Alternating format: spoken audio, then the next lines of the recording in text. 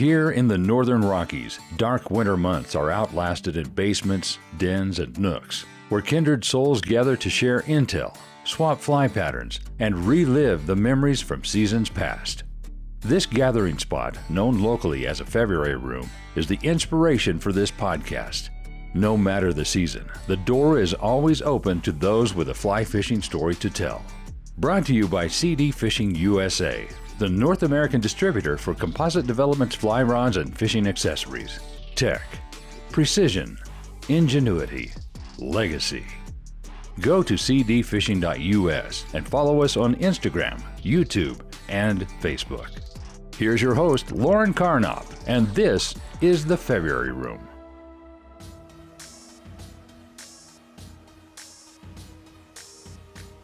Welcome to the February Room. My guest today is David Alexander. Thank you so much for joining us today. Thanks for having me. Happy to be here. You've had quite the musical career, but what a lot of people probably don't know about you is that you were a fly fisherman way before you were a famous musician. So before we get into who you are, I want to hear a fishing story. I grew up fishing since I can remember, really.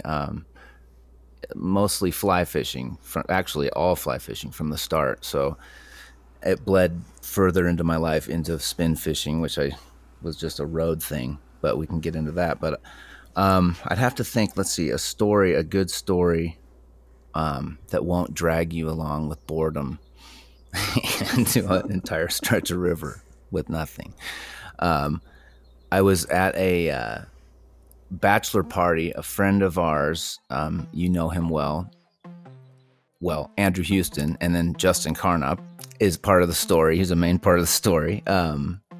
We had about 12 people, and we were all bass fishing on the John Day, but we had 2 drift boats there, and the place we rented was on the shore of the John Day River, and it was right when the water level, there's a period there on the John Day where in the middle of the summer, early to middle summer, where the water level, like right now, it's up pretty high, and then it comes back down, and the bass fishing just gets intense, and it's like, you know, you're cruising through little canyon walls, throwing your bass poppers into the rocks and letting them fall. It's just like kind of like haphazard fishing, you know, like for a fly fisherman, you're like, you don't have to really caress much. You're just throwing it out there and slamming it into the wall. Well, I mean, not every place, but either way, the bass are going crazy. And we had 2 drift boats. We had a keg on one of the boats, and that was the second boat. And I was on that boat, and we were kind of taking turns. I do believe Justin was on the front boat. And so anyway, we're going down and we're doing really well. Everyone's just slamming fish, way too many beers going. Like I said, there's a keg in the back boat. We're cruising, and I can see the front boat down the way about maybe 100 yards in between the boats. Beautiful day, warm. Horses are around in the fields. And there's like ranch fields coming into the river in certain spots. And we were in one of those spots. And I look up, and Justin's throwing line, but it's going the other way. The line, an entire length of line. And it looked like, my first thought was, my God, he's got a monster. What the did he catch in there? I'm like, what? And I see him, and he's turning his body around, and it's going the other way. So the boat's going down river, and his line's going kind of up river the further they get down towards the bank. I'm like, oh, he's got a monster on. Oh my God. And our boat's getting closer. And then I see him just boom, and he gets spooled. And it's so, I really didn't know what happened because we were maintaining this distance, and I'm just seeing no one else fishing for a second. And the river kind of turns a few ways, and it goes maybe like, maybe 15 minutes go by, right? Maybe 10, 15 minutes. And here's Justin, their front boat's pulled over, and there's a ranch truck at this we're going under a bridge, and it's kind of got this left hook in the river, and he's pulled over, and Justin's like, as I recall, he's like waving us on. But all I can do is, so you just picture a bunch of good people with a keg in the boat, this rancher up there, he's pissed, red in the face, super pissed. And so in hindsight, and Justin could probably fill in the very end of the story after this part, but this is essentially what happened. he was getting out a ton of line, and there was this large black stallion just to the edge of the bank, and had so much line out. And on the back cast, again, we had poppers going. I think that's what he was using, but it caught the mane of the horse. And the horse just freaked out and took off. And what I saw was him, the horse running and spooling his line out, when I'm like, damn, he's got a monster on down there. So the horse goes back to the ranch with 100+ feet of line, floating line, runs back to the house, and the rancher got so pissed and came down and caught Justin on the edge, and we floated by. And that's the end of that story. But it was absolutely incredible. It just goes down into, like, in my mind, one of the major stories. I'm sure in Justin's too. It's probably the biggest catch of his life, right? Dude, it was so funny. I've told that story probably 35 times just to different people. It's pretty incredible that you have this great fishing story. But what's even more interesting about you is that you have this amazing career as a rapper. Mm-hmm. And can you kind of tell us a little bit about your work and what your history and current status of the music? Yeah. Interesting path. Like we were talking earlier before we started this, that it's a weird deal to be a kid from the backwoods of Oregon, and well, not backwoods, but a little town in Oregon, and to have that dream of being a rapper, like whoever listens to rap, and like Dr. Dre and Ice Cube, and like this early 90s rap, early 90s hip hop was really influential in us in high school. And we were just kids with yellow Sony Walkmans, just riding our dirt bikes around, late 80s, early 90s. And to completely date myself, but it was just, we were all so into it. Everyone, it didn't matter. And so rap overtook me. And I didn't necessarily set out to be like, I really want to be a rapper. I was a drummer. And so my drumming just always was there in my life. I'd have bands and different things and local things and regional things. I went to University of Utah and had a band in Salt Lake Valley. And when I was drumming, I started rapping and drumming. So I had a mic stretched into my face. And so I was just at the start of that band, I was just, we were just kind of more of a jamming, not jam band, but like a funk jam band. And then I started rapping with it. And that's when I realized, whoa, I could actually do this. And slowly, but that became one of the main vocals of the band. And so then I jumped off the drums and I made a little rap album, kind of pretty amateur rap CD. Sent it all over the place, because back then we didn't have the internet necessarily. I mean, we did, but it wasn't like, we were still sending out promo packs with CDs and glossies and a written bio and all this weird, sending them all over in a manila envelope.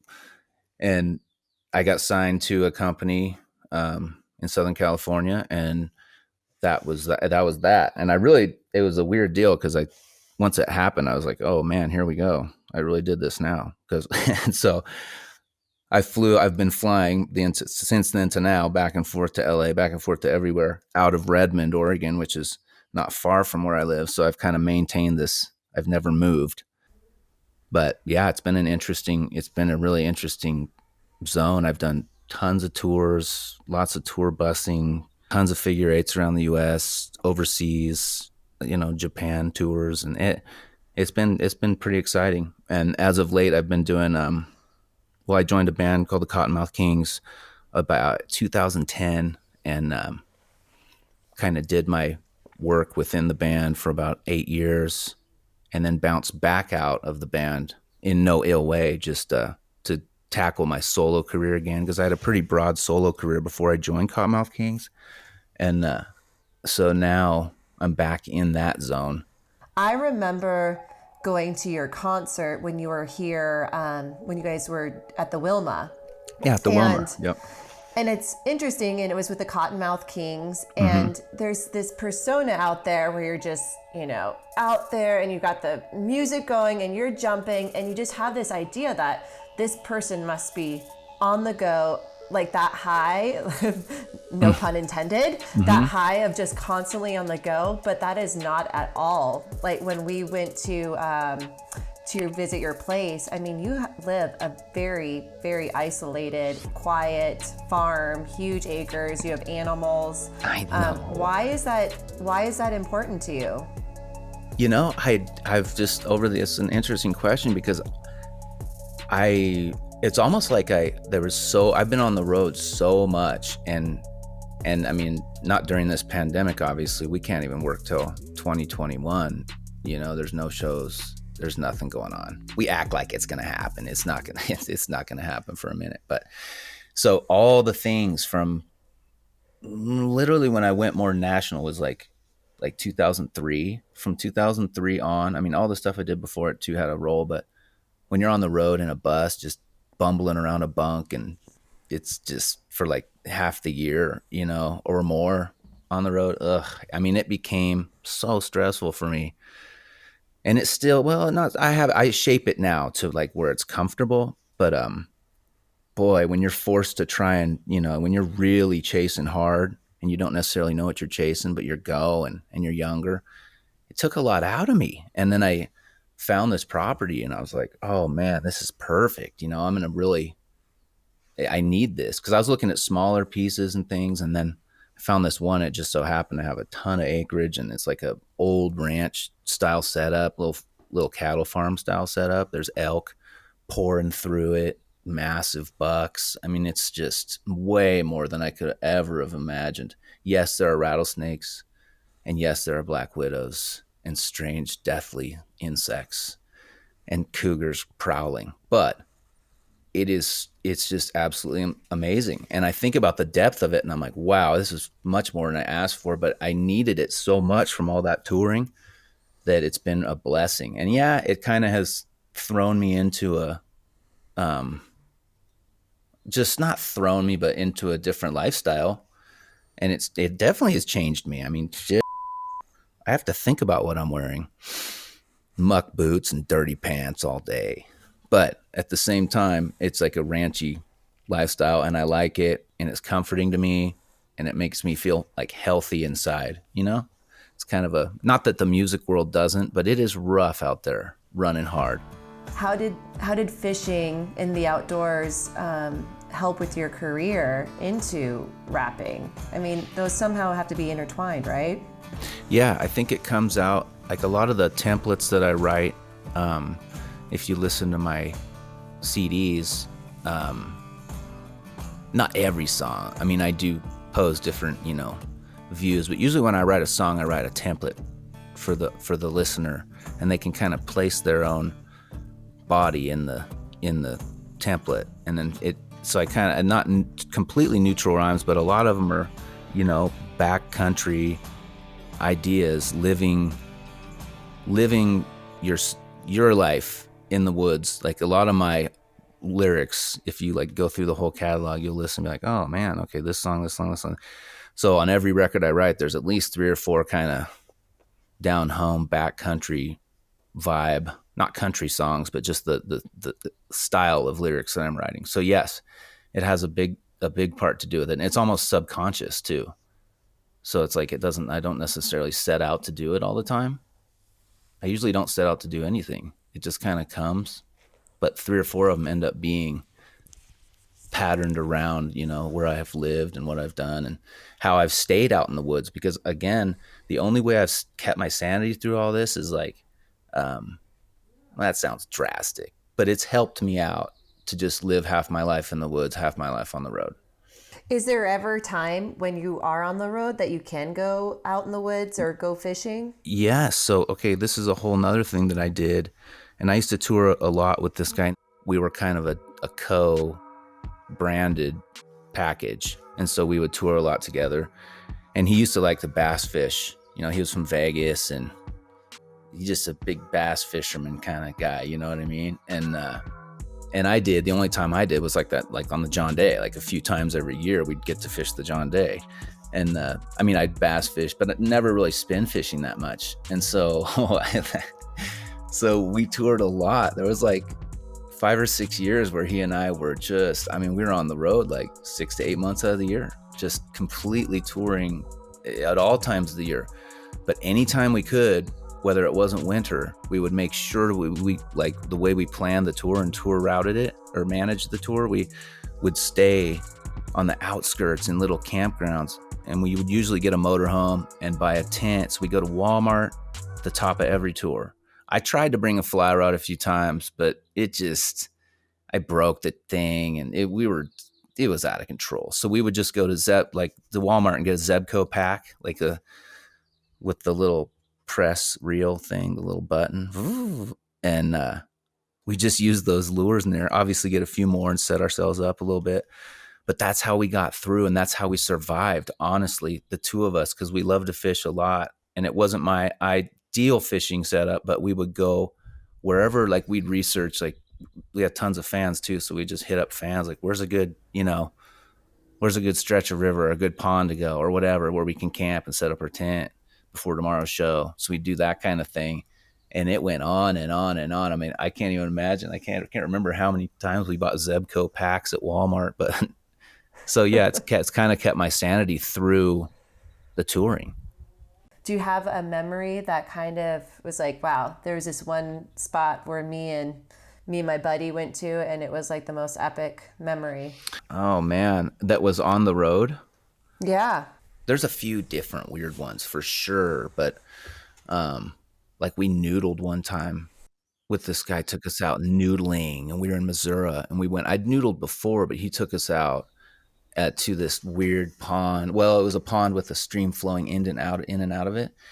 And dude, I caught a massive one. I felt like it ripped my finger off. But anyway, that wasn't the story. But Jesus, yeah, there's been some weird things that I've thought maybe we shouldn't have done this kind of thing. You know what I mean? A few times, like maybe we shouldn't. I mean, there's certain times and and I love all my fans, but there are things that you can get yourself into too, where you got to be careful. Like, what are you doing? I don't know.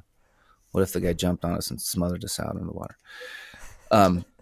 So that's one time we were in Virginia Beach, and we were sleeping in a tent, in a hot tent, and it was hotter than hell. It was like, God, it was miserable. And these were the times when we were like trying to save money. We were in a minivan that time, and we were just like, oh my God, sleeping in a tent everywhere. But we were playing at this it looked like it was on the main strip in Virginia Beach, and it was this candy cane looking, called the Peppermint Company or something like that. There's venues that just change, and it really wasn't the nicest place. I don't know what we were doing. We were on an ICP, an Insane Clown Posse tour, actually. It was a big room, but it was nice. But we were there early, and the openers have to get there and like, hang around and wait for their slot, and everything just sucks. And so we had time on our hands, and we had nowhere to go. It's not like we're going back to the hotel. We'll be back in a bit. I know, we were there, hotter than hell. And so we asked this kid on the street. He's like, oh yeah, just down here by this overpass. We were just using like the heaviest thing in our Zebco pack. I think we bought we had these weird, they look like woolly buggers, like a super heavy weighted head, and then like these big woolly bugger looking things. They were black. I don't know. That's what I had on.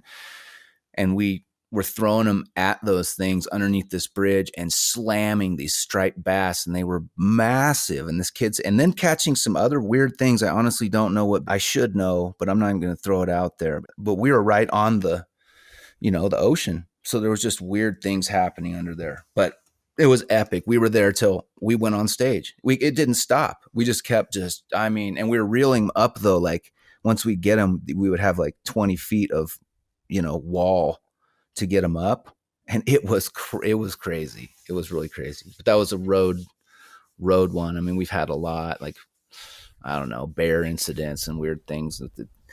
There's been a lot out there. And I want to hear this bear incident. Well, we stayed at a place in Colorado, and we were camped, and we were fishing for bass just off the shore, walking around, stupid bass fishing. Fun stuff, just whatever. And we had a day off, and no one was at the campground. We're like, this is sick. No one's here. My God. And it's beautiful. I mean, we were in the forest and on this lake, but it was like the edges, it was like a reservoir kind of thing. Maybe it was Cherry Creek Reservoir. I don't know, but something. And so we had our tent set up. I started realizing I was walking around because I was on my own. We kind of split off and went different ways around the edge of the lake or the reservoir. And I started realizing, no wonder no one's here. Everything's just locked down. There's bars over everything. I went on my phone, and at that time we had, it was when we had sidekicks, and they were like these cheesy, I don't know if you remember sidekicks. They look like you're playing a video game kind of thing. You fly the screen out. Anyway, I went on there and we had service. I looked up the place and where we were full, obviously. I mean, I just was thinking, I mean, come on, Dave. And so I went back. I'm like, dude, and it was getting dark. I'm like, we're in bear country right here, freaking bear country. And so we went into, we had this big tent. We were all three in there, just kind of like on the edges, like in a little pattern with everything in the middle, and went to sleep. And I was so freaked out. I was like, this is the worst decision ever. I'm with two people that have never even been, I would have packed up quick, you know, like if it had been me, I'm like, oh, well, I'm not going to camp right here where the bears right next to the trash cans where they're all scattered around the place where they come eat, maybe a little ways off or something. But so they're like, no, we got to get to bed. And it was just a forceful deal. I remember it kind of being uncomfortable, like, well, and so in the 2 hours later, gung, gung, gung, gung, gung, gung, banging around. I'm like, oh my God, I sat up. We all sat up. I'm all, bears. And then we heard them snorting around. They were like right behind us. Well, maybe like 100 feet at this one. They're trying to open the bars on the thing. And it was crazy. And what did we do? We bailed and we left the tent. We left everything. And it gets better. We left everything and we grabbed everything inside. And then we jammed to the car because it was right there and just took off and left the tent. We're leaving the tent. That's all we're doing. He's like, leave the tent. It was amazing. If you'd been there, you'd been like, oh my God.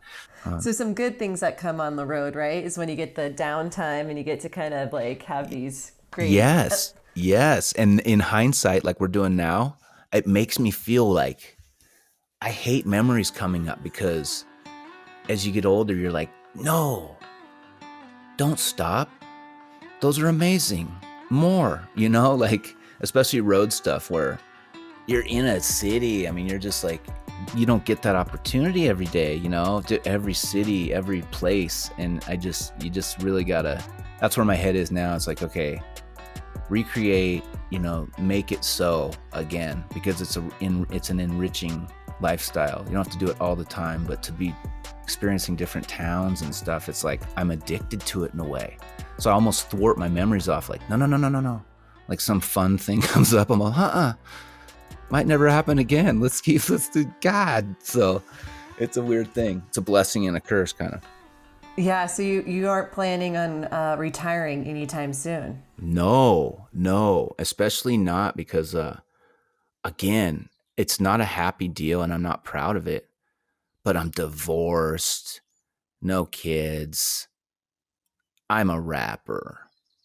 It is what it is. I mean, I love it. I'm a producer too, so that's what I'm trying to get more into. I used to make tons of beats and all this stuff, so now I've got this new computer. My DJ's helping me get back online, basically, and so I'm trying to create this and keep it going. But the road life and the albums, I just have not achieved what I want to achieve, and so, which is fine. Like we talked earlier, we've achieved a ton, but it's like this drive is still there. And if I let it go, I'm going to be miserable. And that's kind of what I said. And now I know why Willie Nelson just is like, I'll do shows till I'm dead, you know? Well, that's really good to know that the Dirtball isn't hanging the microphone anytime soon. But going back to your hometown in Oregon, I know you were close to some great steelhead water. Have you ever caught one before? Oh my gosh. Okay. Yeah. Yes. There's a few. See, when things happen, especially when you're by yourself, there's a lot when you're by yourself that you know, this story again, I have to tell this story. And I know it's just, I'm involving Justin Carnup in these stories because I have to, because he's who I fished with most of my existence. So he was there. But yes, when you're, especially like when you're any type of fishing, when you're out fishing it, amazing things happen when you're by yourself, and you're like, God, how come no one's there for this situation? God damn it. But so on the opposite note of that, Justin was running some clients from Warm Springs to Trout Creek on the Deschutes River. And I had this 16 pass van that it was like this white van that I had for band stuff before I exploded my band in Salt Lake and then started rapping. And that era, I was kind of in Central Oregon when I was trying to recreate myself, and then calling myself the Dirtball, which is amazing. Sorry, but so God, what do you call yourself? Poop bag. Okay, cool. No, the reason I did that is because so people can Google it, and it pops up. When you search it, it's like it's the first thing. So anyway, we're down there, or I'm bagging the trip for him, kind of like doing not a full bag, but like the dinner setup, grills and food time at the end of the day trip kind of deal. And so Justin explicitly says, and I have my little, I think it was a 5-weight actually, it might have been 6-weight, this little sage rod just for dry fly fishing and small stuff. And I've been to Trout Creek a lot of times, but I hadn't remembered these certain seams and these certain 2 runs that are like right at the boat ramp. One in particular, it's just the best. You're just looking at it like, oh, there's steelhead packed right in there, dude. They're just sitting right there like, oh my God. And he had said, don't fish the campwater. That was all I know, is that he's all, please don't fish the campwater. Because they don't know what they're going to be getting down the river, And these clients he had were like, it was like 3 dudes, I want to say 3, kind of stuffy, Where's the fish, Justin? And so he's all, don't fish the campwater, please. I said, I won't. I will not fish the campwater. I'm going to set everything up, get all the food ready and everything else. And I pull down there, I get it ready. I'm looking at the river like, oh boy, it just looks delicious. There's a fish sitting there. And I was there forever. I was there for like 3 or 4 hours before they, showed up, started getting dusky. And I'm like, oh my God, I'm like a crackhead sitting there, like my knees are shaking. I'm like, there's steelhead right here. And they're ready. And so I'm like, fuck it, you know what? There's more than one, is what I thought in my mind. I said, there's more than one. And so I roll up above this. I roll in there and I start swinging flies through there with my 5-weight, right? And I'm going, and I'm really not even thinking. I'm like, what am I boom, one hits, takes me so far, it just zips across the river. I'm like, oh no, this thing's like 20 pounds or something. Like, I'm thinking, oh dude, this is huge. Like, I'm literally holding onto the rod in the middle, like where it connects. I'm holding it, trying for it not to break. And I'm like at this point, I'm pretty deep. I'm like just below my waders. And I'm like, oh man, I'm starting to bounce down the river. I'm like, here, I did it. And all these motions are coming over like, oh, don't fish the camp water. Oh my God. Oh my God. I start feeling horrible. I'm like, what do I do? It's already out of oh my God. And so work it, Dave. And I'm like, I snapped into it like, you got to get this fish. Something totally took over, like, not screw the campwater deal, but in a way I'm like, well, someone's got to pull in a steelhead. They can have it, is what I was thinking. So anyway, I worked this fish downriver, like, I don't know. It was probably a good couple, like 150 yards. I don't know. It took me down. I was like anyway, I finally got it out, and the pound, it was a nice steelhead hatchery. I mean, it was a nice bright chrome steelhead. I'm like, and honestly, to this day, I can't remember. It had to be talked about. I don't remember. You'll have to ask him. It was just so classic, dude. I was like, I can't forever forget that, because I shouldn't have fished the camp water. So if anyone wants to listen to your new music or support you as an artist, how do they get a hold of you, or how can we support your new upcoming albums? Awesome. Well, I'm on obviously on Facebook, Twitter, and Instagram, and those are all / or / the Dirtball. One word, the Dirtball. You can search any of those platforms on Facebook, Twitter, Instagram, the Dirtball. Or you can go to Throttle House Inc., which is a company I set up. I don't want to say, well, I mean, it's my own. It's me selling me. The best Here, product. have a piece of me. Can you send me the payment for me? So thank you, me. It's throttlehouseinc.com, throttlehouseinc.com. And that's kind of like my record label. And that's where I go. I'm trying to function out of. The next album is called Back of the Woods, and I'm releasing it in October, middle of October. And again, you'll be able to go to throttlehouseinc.com and order it there. You can listen to it there. It'll be on all platforms, like, all the Spotifys and Tidals and TikToks and everything you want to get it. So it'll be out there. But so yeah, comes out October, and here is a little snippet of it.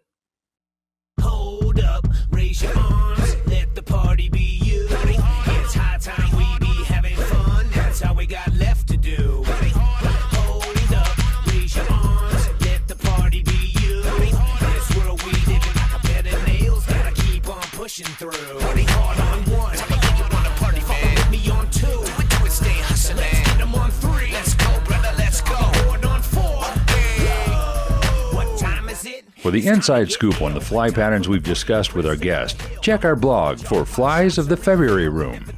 If you would like to enter the February Room, shoot us an email at info@cdfishing.us. Also, remember to subscribe, share, and, if we've earned it, give us those 5 stars. Thanks for dropping by, and remember to go fishing. Smoke clouds and dope crowds and so high. All of those in favor come with me, now let's fly. Hold